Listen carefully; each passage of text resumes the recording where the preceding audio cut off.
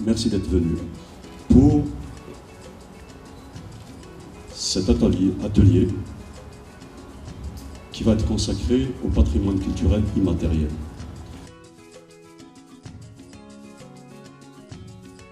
Donc il y a urgence, moi je suis très heureuse qu'il y ait des partenaires de l'Union européenne. Bienvenue encore une fois en Algérie. Je voudrais tout d'abord remercier la direction de la culture pour nous avoir accueillis.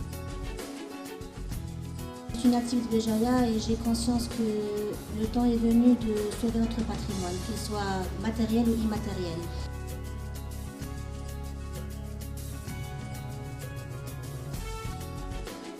Nous n'avons pas donné suffisamment d'importance au patrimoine culturel immatériel.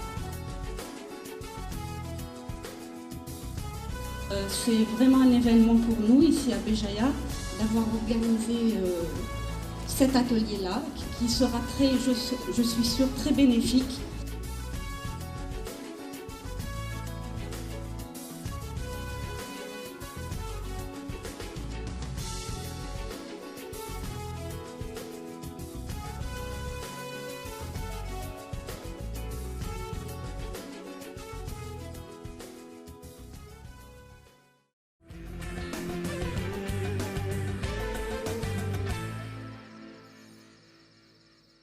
Le programme que vous avez sous les yeux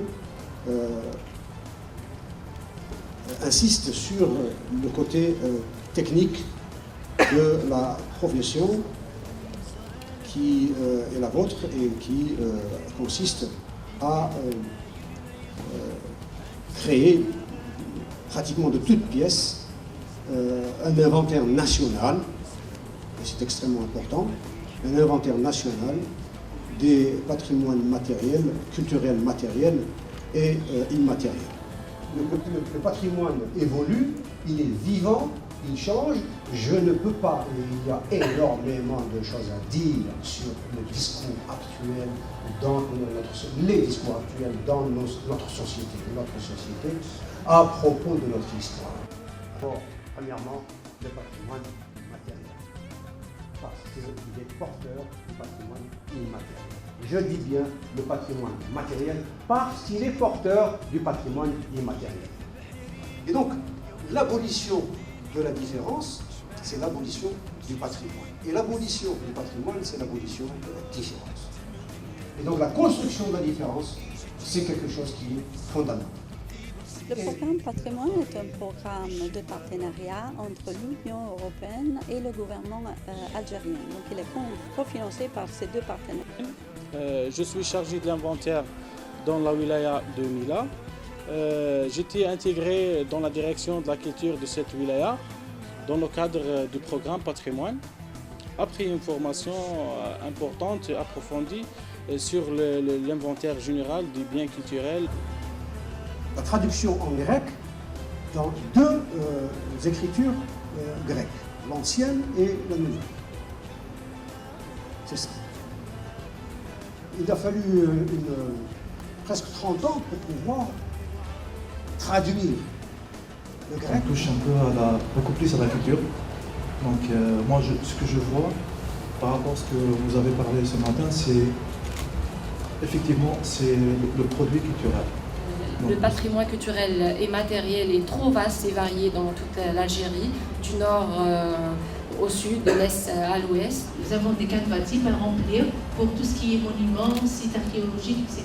Est-ce que ça peut être le cas pour le patrimoine immatériel? Est-ce qu'on peut avoir un canevas type? La société civile, et on lui demande de présenter des biens matériels ou immatériels au classement.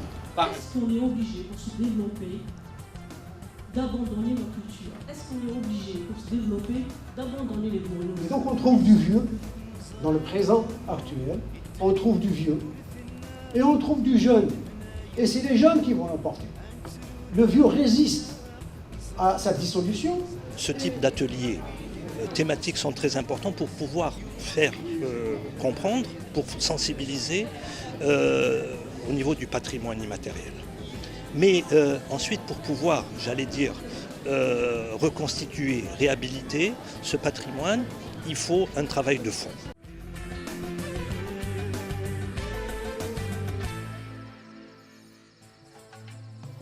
J'ai eu la chance de participer à cette expérience de formation et de travail sur le terrain au service patrimoine de la direction culture de la wilaya de Batna, qui m'a appris de la méthodologie et des outils pour faire l'inventaire du patrimoine culturel matériel et immatériel. Alors pour les fiches d'inventaire, qui sont les personnes habilitées à inventorier le patrimoine immatériel? Quelle est la démarche à entreprendre pour la préservation et le classement? Vous ne pouvez pas échapper à celui qui a conçu les cases que vous devez remplir, les titres des cases que vous devez remplir. On a un système, dans tout récit, il y a un système de relation entre des éléments. Les deux frères, plus le nomade, retournent dans la société et se remarient. En relation avec la dimension symbolique dans les contes et dans celui que vous venez de nous conter plus particulièrement, c'est plus un enseignement de valeur morale qu'il faut retenir ou alors autre chose. Voilà. Donc, le conte développe ses valeurs quoi, et éduque les enfants au respect des parents, l'interdit du mensonge, de faire du mal, etc. etc., etc. Je dirais de façon générale que la société algérienne, c'est une société matriarcale. La propriété des palmiers et tout ça, c'est les femmes qui sont propriétaires. Les hommes ne sont absolument pas propriétaires des terres. Mais cela ne peut pas dire que c'est les femmes qui gouvernent, qui commandent, etc. etc. Non. Le pouvoir, c'est le sabre. Même en Italie, dans mon pays, où parfois, à l'extérieur, c'est l'homme, mais après, les décisions dans la maison, dans la négociation, ce sont les femmes qui les prennent. La composante 1 du programme, renforcer la méthodologie de la politique patrimoniale. Ce titre contient deux mots-clés, politique et méthodologie. Politique parce que, évidemment, l'inventaire est la base de la protection, mais aussi de la valorisation et de l'appropriation du patrimoine culturel par les différents acteurs sur le territoire et aussi un moyen pour aider à forger l'identité d'un pays. Méthodologie, parce que l'inventaire c'est un métier qui nécessite une méthodologie et des outils. Et c'est ça que le programme Patrimoine est en train de faire avec l'appui des différents partenaires, des différents organismes sous tutelle, en plus de ministères, et des 12 wilayas pilotes, incluant Béjaïa, la wilaya qui nous a accueillis ici pour ce 5e atelier thématique de formation à l'inventaire.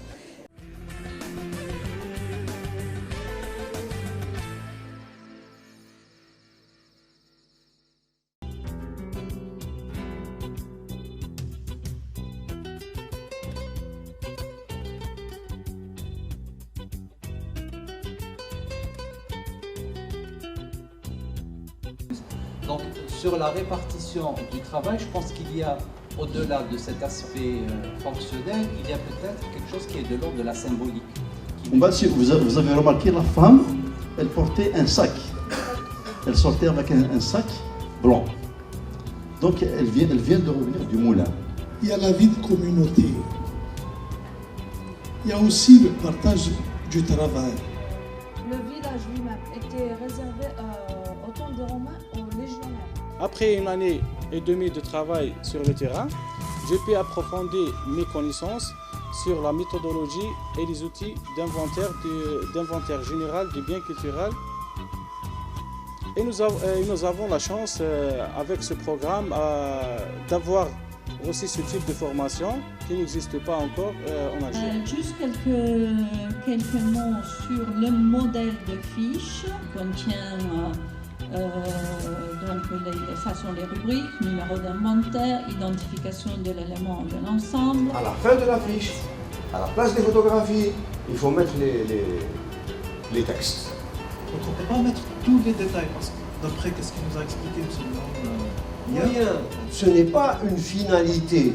Vous ne travaillez pas pour construire un inventaire, et puis c'est l'inventaire et rien. Au début, notre travail était de faire l'inventaire, mais ensuite on a contribué à d'autres tâches comme la réalisation des constats et diagnostics en faisant de l'expertise, ainsi que des outils de sensibilisation pour communiquer que tous nous pouvons faire de l'inventaire. C'est du thème, madame. On ne peut pas parler d'un patrimoine matériel sans évoquer l'immatériel. Là, on travaille sur des projets de restauration de matériel, avec son équipier, donc on met de l'orage.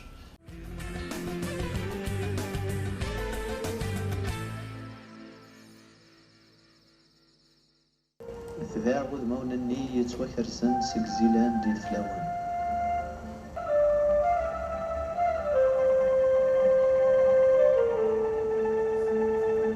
Une légende qui a commencé autour d'un canot et elle devient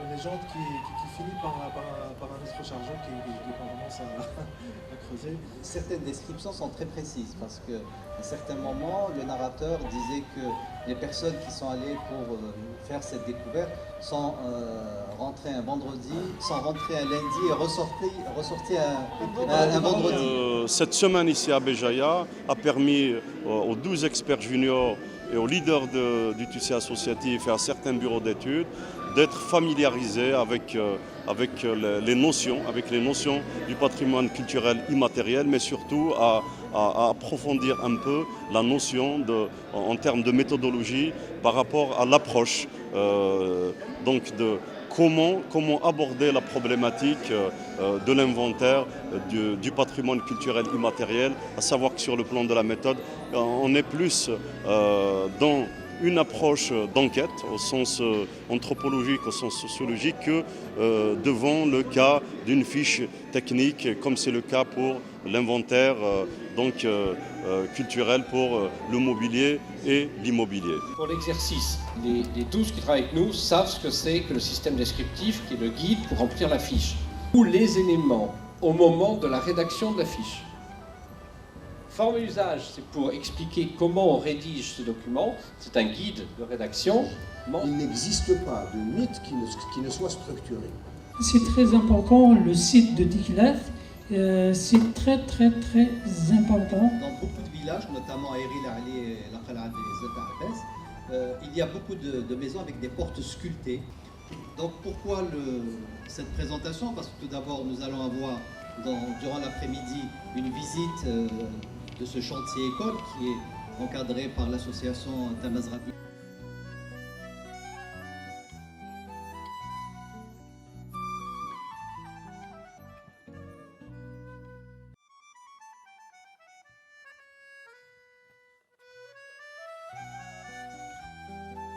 La maison était complètement ensevelie sous la végétation. Donc le premier chantier, c'était d'abord du nettoyage, vraiment. La maison, on l'a retrouvée presque en ruine, mais il restait encore des panneaux des portes et des fenêtres. Donc on enlève le roseau, on ramène à nouveau, et la tuile, elle est précieuse.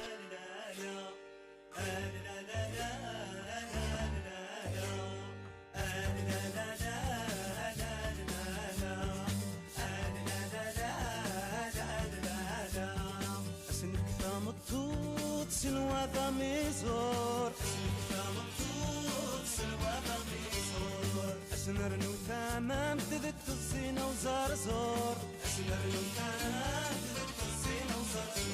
Avec des idées peut-être novatrices, que si on se met à aller, peut-être on va dire le terme, à aller quadriller et tout, on va perdre quelque chose qui va se mettre en œuvre. Oui, exactement.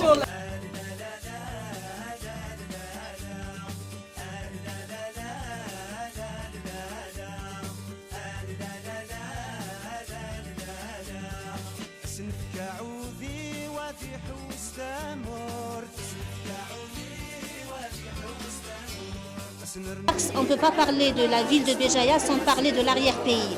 Et dans l'arrière-pays, il y a la beauté des villages kabyles. Il y a eu une association qui a fait un travail extraordinaire avec l'aide de l'APUI de Béjaïa et de l'Union européenne, qui est l'association de Djibla, qui a restauré un vieux village kabyle.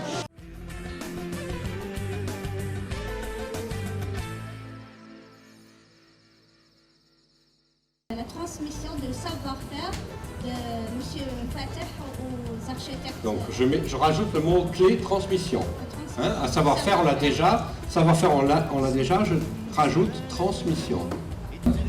Le choix de la construction et des matériaux. De construire la maison kabyle. C'est à propos de la maison kabyle le savoir-faire qui est étudié. Dans cette démarche de retrouver les savoir-faire, c'est les retrouver par rapport à un passé et les reconduire vers, les reconnaître aujourd'hui dans le présent et les reconduire. Par rapport justement aux mesures concrètes à prendre en partenariat justement avec la formation professionnelle, nous allons donc examiner la question et voir dans quelle mesure on pourrait mettre en œuvre effectivement les recommandations de cet atelier.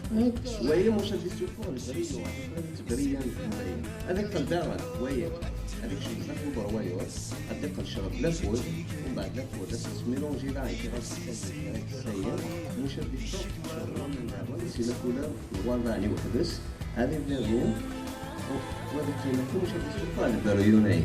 Cette roche, il va la broyer, il va devenir une poudre, et puis il va la mélanger avec l'argile blanche, et puis il la met dans l'assiette pour qu'elle puisse donner de la brillance.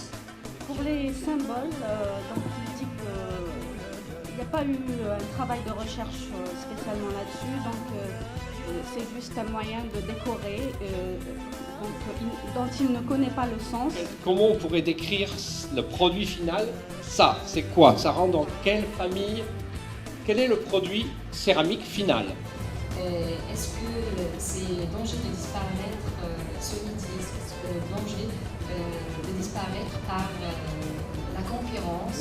نتسقط غير كيف حتى يكون كيرزي يا سنة تسقط غير كيف داشي تسقط يعني كي داشي مدعك عايز قليل تسقط لما تيراي ما تروح باي باي.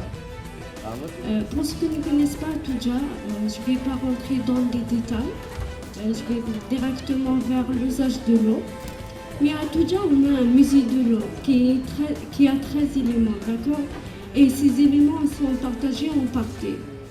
Les moulins, parce que vous avez une renaissance de moulins. Oui, la restauration des moulins. L'eau en Algérie, je pense que l'aqueduc de Toudja a été étudié par Philippe Leroux aussi. Oui, mais aussi et même Jean-Pierre Laporte. Jean-Pierre Laporte. Et il y en a beaucoup qui ont fait sur l'aqueduc de Toudja. Toudja, le musée de l'eau, c'est le savoir-faire lié à l'eau. L'usage de l'eau comme source d'énergie, la distribution de l'eau, plusieurs années de travail. Un programme de recherche spécifique, ONG2. 10 produits. Mais après, tu devras mettre dans typologie que mosaïque. D'accord? C'est ça qui a changé.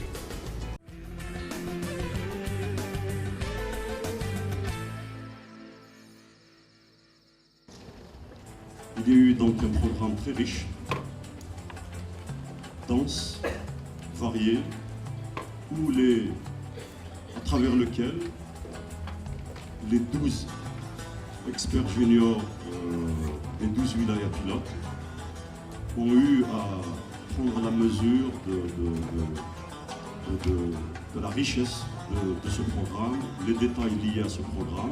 Donc je ne vais pas présenter ici cette institution, à savoir le Zawiya Institute de Tesnet, mais vous présenter la démarche que nous avons adoptée pour pouvoir préparer un dossier qui va aboutir au mois d'octobre à l'organisation à Tesnet d'un colloque dont nous allons parler dans toute cette grande, vaste domaine très important qu'il faut pouvoir comprendre pour pouvoir situer l'importance. Donc, avant de pouvoir restaurer, il fallait comprendre la matière, mais il fallait aussi comprendre tous les systèmes constructifs adoptés.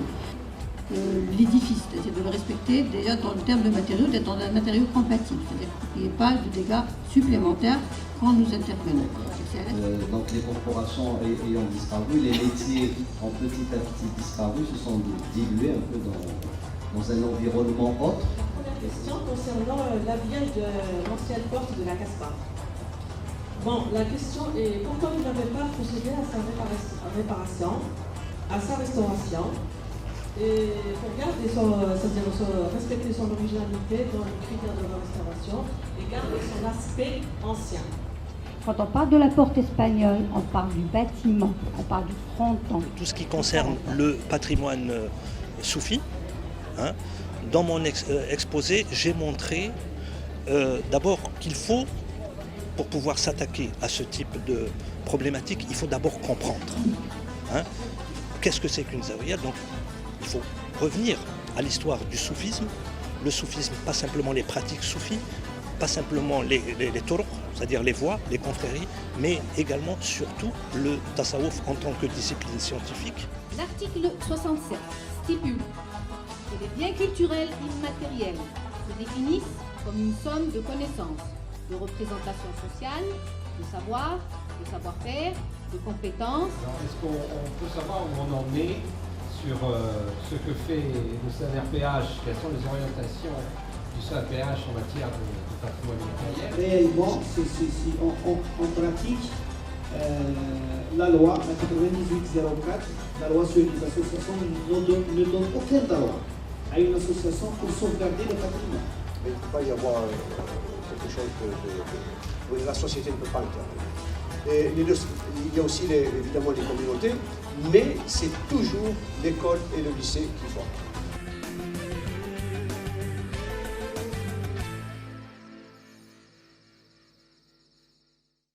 J'ai parlé de la restauration qui a été faite à Sédouk, de la Khalwa, de la Hamd Cheikh, etc. Mais après restauration, aucun entretien, aucune exploitation. Et donc, ça veut dire que là, il y a ce qui a été fait comme restauration commence à se détériorer.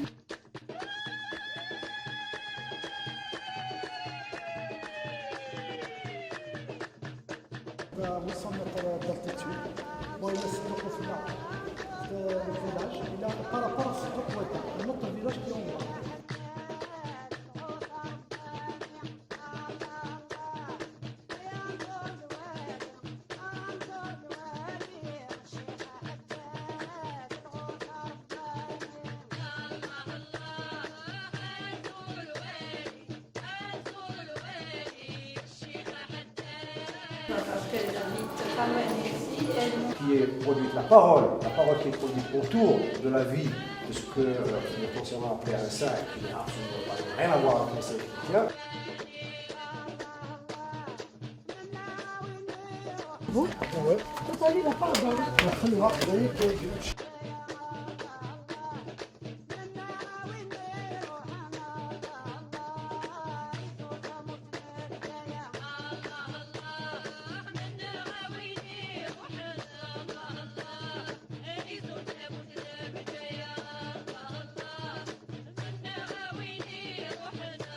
c'est-à-dire l'explication du fonctionnement des zawaya au Maghreb et dans tout le monde musulman.